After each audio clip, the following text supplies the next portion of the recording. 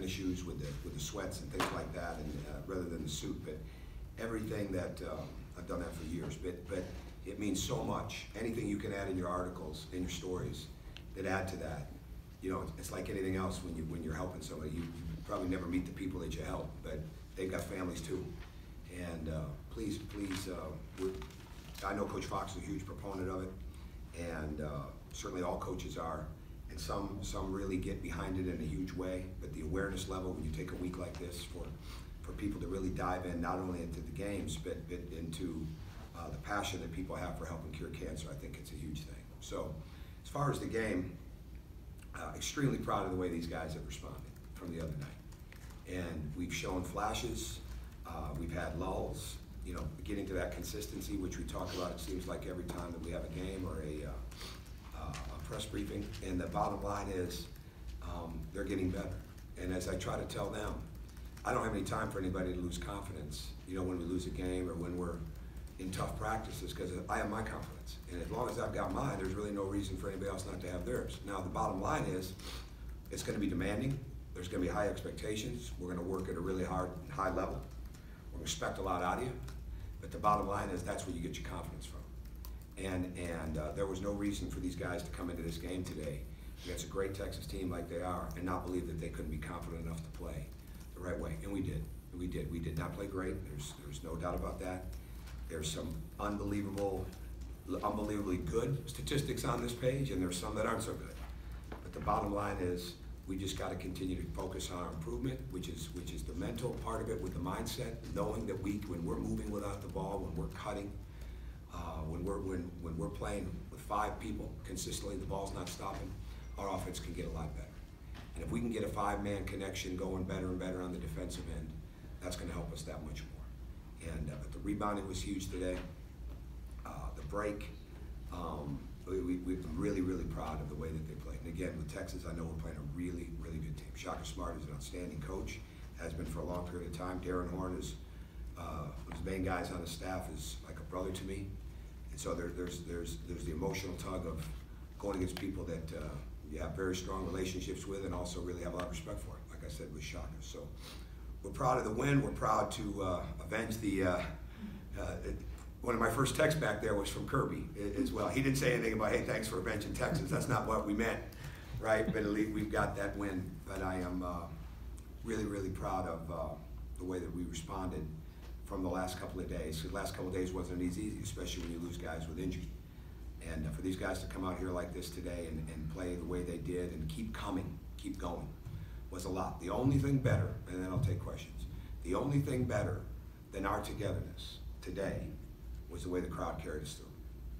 And that is, there is no doubt about it. You know, I know I'm playing cheerleader at times, but there is no doubt about it. The crowd, when the game could have gone either way, and that crowd stepped up into that late in the game, that is monstrous, monstrous. It's one thing to sell it out. It's a whole other thing for everybody to be in here just driving the passion of the game. And that's exactly, and we had some special recruits here today. And so when they get a chance to see that and feel that is helping build our future like people can't believe. So 27 minutes, Mike? What do you think? Close? Half? I can't help it. Right, go ahead. Coach, I was curious about what led you guys to give Tyree Crump his second start of the year, give him such a heavy volume of minutes, and then also, how did him coming out like he did, how did that give the other guards the opportunity to? Oh, I think there's a couple of things. First off, Tyree works every day. I've said this all along. There's not a starting lineup that's I'm married to. There's not a Jody just walked out. That's who I'm married to, right? The bottom line is we've got to do what the team needs. Now, one of the reasons was because if we start T-Shawn and Turtle in the game in a 40-minute game with no Jordan, okay, all of a sudden, because Tyree's not playing the point as much, we want him off the ball. We had to look at it that way. But it was just a feeling of wanting to make some changes in there. And not only did Tyree play well, but I thought T-Shawn responded extremely well.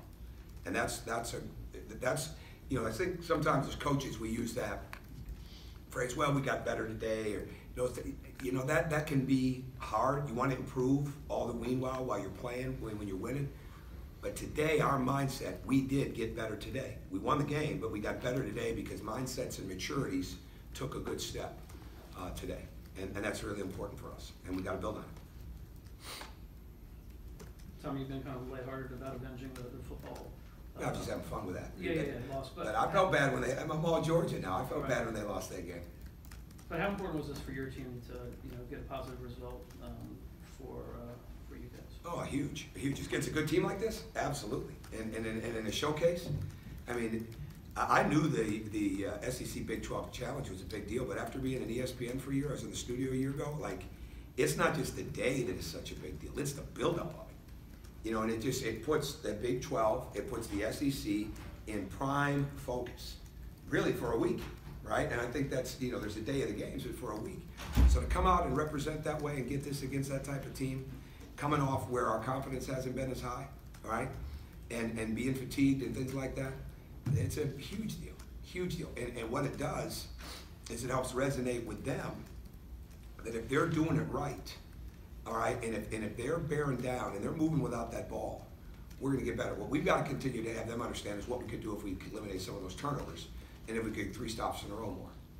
But it was big, and a big part of it, we didn't play as great defensively. We had 35 deflections. The last 3 games have been in the 20s. We're not beating anybody like that. So those are the kind of things that make a difference for us. And proud of what they did, so it's a huge win for us. Great for their confidence. You were talking about yesterday that you have a vision of what you want the offense to look like. And at times you've seen that, but other times it's not a good put together full game. You think in this game, save obviously the turnovers, you got more of a vision of what you want this offense to look like? Yeah, you started. It's like, I know I've said this before, I don't know if I said it yesterday, but the hardest thing for any player coming into college to really understand on the offensive end is moving without the ball and true spacing. Because if you move without the ball and there's true spacing, you're going to learn how to give it up. You're going to learn how to get it back. Because you've got to help people understand. It's not just about your scoring. It's not just about what you're shooting. Okay? You've got to. It's about what we do as a team. We had 5 guys in double figures. I mean, so in all honesty, moving in that direction. Now, I don't know if it's going to be like that every night, right?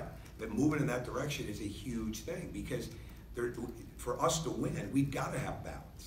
And we kept showing them clips from the Florida game of how when everybody was moving, everybody was scoring. Same thing with LSU the other night. One of the tapes that we showed today was 18 to 20 clips of us really moving the basketball. Just keep getting it ingrained, but it's them doing it. So we just got to keep harping on that. And if somebody is not moving as well without it, or is starting to over dribble, it's going to start to stand out more, which then we have to stop. Because they're answering their own questions right now about how to get better. When they're moving like that, that's a strong sense of what we want it to be, what it's going to look like in the future. But some of these guys don't have a future when they're seniors in the program. So we want them to get it all right now and understand it. So it's starting to come, and we're going to have to do it every night. You mentioned some numbers on the stats that are good and some that are not. Sure.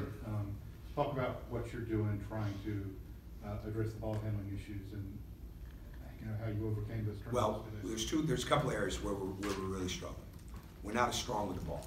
All right, I went back through all of our live ball turnovers, not the dead ball turnovers, but the live ball turnovers since the Auburn game. Right, we're not strong enough with the ball. We try to make passes in too tight of windows. Right, and we can't. We're not Matt Ryan or Peyton Manning. We're not trying to make those passes. We got to make the simple. It's not football where you got to throw in that tight window. And we try to do that sometimes because we're trying to be unselfish. There's some like that. Then there's definitely some dribbling. So we're trying to get our offense to where there's less and less dribbling, more cutting. And if that means we eliminate some pick and rolls and things like that a little bit, that's fine.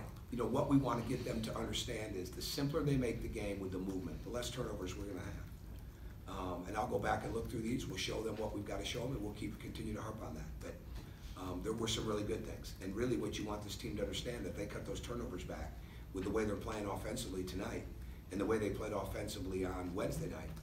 It could be much better, right? And we shot 67% and 71% and 79% from the line. I'm not sure I've ever coached a team that in any 19 years that's ever shot that well from all 3 spots on the floor. But like I said, the confidence when we go 1 for 20 at Tennessee, or we're making threes. We need more, right? We need more, but we need more the proper way, which means the spacing and the open looks. I've talked to the players about this, but the past couple of games, especially against Kentucky and Florida, you guys have struggled in the second half. So what made the difference today? I think it was just the day, right? I mean, if I had a great answer, we wouldn't have struggled in those places. I think the bottom line becomes the togetherness they got to continue to play with. And again, we're moving better than we were in those games. What did you say, Kentucky and who? Florida. Well, we came out well in the second half against Florida, right? We didn't come out as well in the first half, the second half against Kentucky. But what it all means is we're not consistent enough yet. That's what we've got to continue to get better at. Does this mean there's a rival with the offense? No, and not by any stretch. You've got to go on the road to Arkansas. But it does mean there's a template for them to see this is what it's supposed to look like. So, and again, in answer to your question, there's been times where we let our lack of offense truly affect our defense. And all of a sudden you're not scoring and you're not getting stops.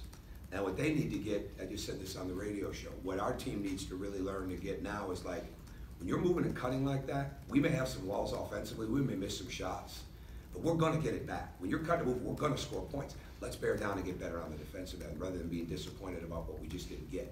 Because when they're cutting and moving, it makes the game so much freer and easier for them. When you talk about this team wanting to maintain confidence, what does it do for the other players in this team to be playing with a guy like Tyree, who seems like he's not afraid to take any shot?